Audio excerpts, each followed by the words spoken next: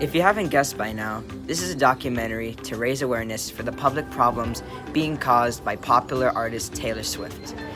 What was just shown in the video earlier was Taylor Swift's private jet usage in 2023 to 2024. Currently, it's a new public problem, and the answer to why private jets are bad and what exactly she did wrong is pretty simple. It's because she used a private jet.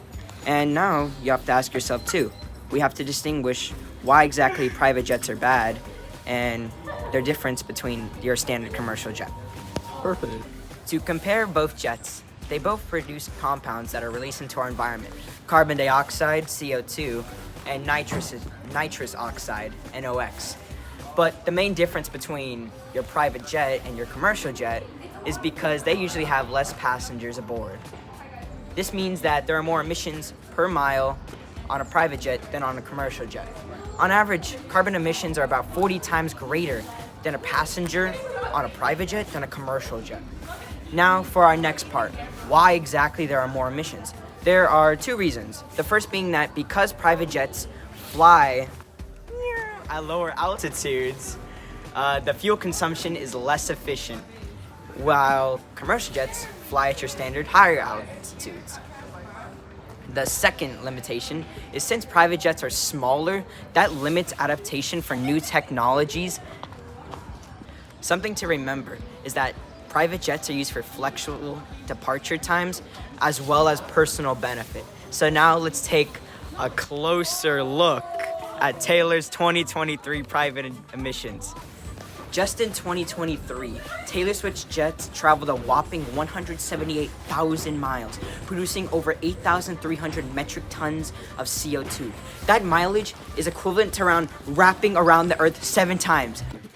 1, 2, 3, 4, 5, 6, 7. Let's make some analysis, shall we, on what exactly 1 ton of CO2 looks like. So, 1 ton of CO2 is equivalent to electricity consumption for 0.65 households a year, 1 car driving on gasoline, 1 car driving on electricity. But now let's compare it to Taylor's metric ton emissions, which are 8,300. So that's equivalent to 5,395 households that can use that electricity to produce the same CO2 as Taylor Swift. 8,300 electricity driving cars, and half of that 8,300 for gasoline driving cars. Okay. To capture 1 ton of CO2, we have to plant 50 trees per year, meaning we need 450,000 trees to capture Taylor's CO2 emissions. But to offset those emissions, we can use a Ugandan cook stove, which reduces 2 tons of CO2 annually, meaning we need 4,150 Ugandan cook stoves. Now that we're done with our examples, let's bring in our guest for today's show, Taylor Swift herself. Go. Man, is Taylor Swift coming or what? I'm getting tired of waiting.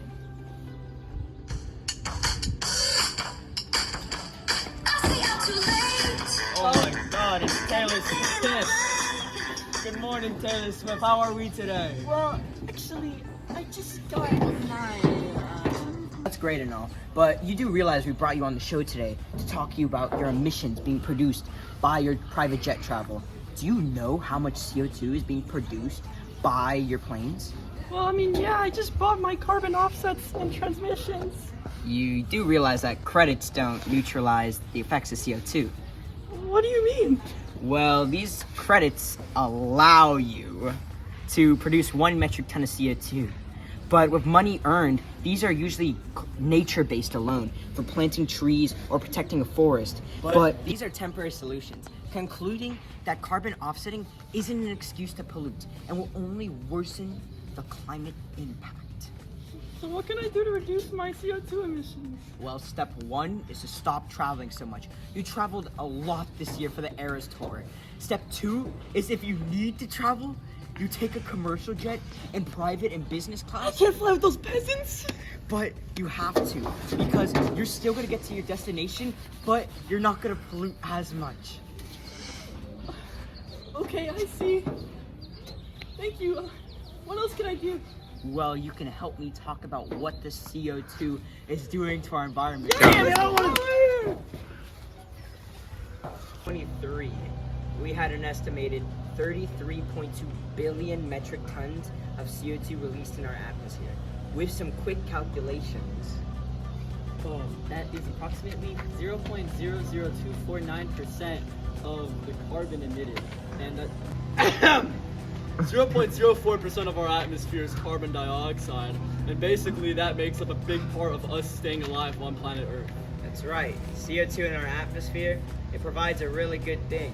Otherwise, without any CO2, the Earth would be too cold to support any life.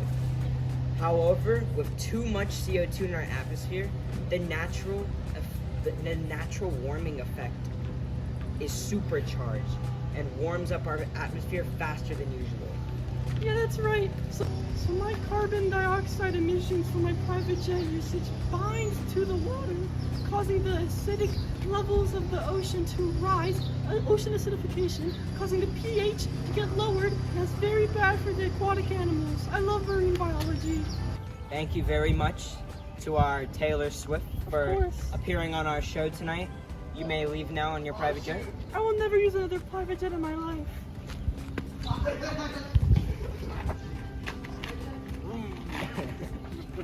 Well, hopefully you learned something from us informative, whether it's the differences between a private or public jet, or perhaps it's what the CO2 does in our atmosphere, and how our CO2 isn't exactly bad for us. Or perhaps you learned how to reduce your Taylor Swift CO2 emissions. Even though you may not be Taylor Swift, we all have a little Swifties inside of us.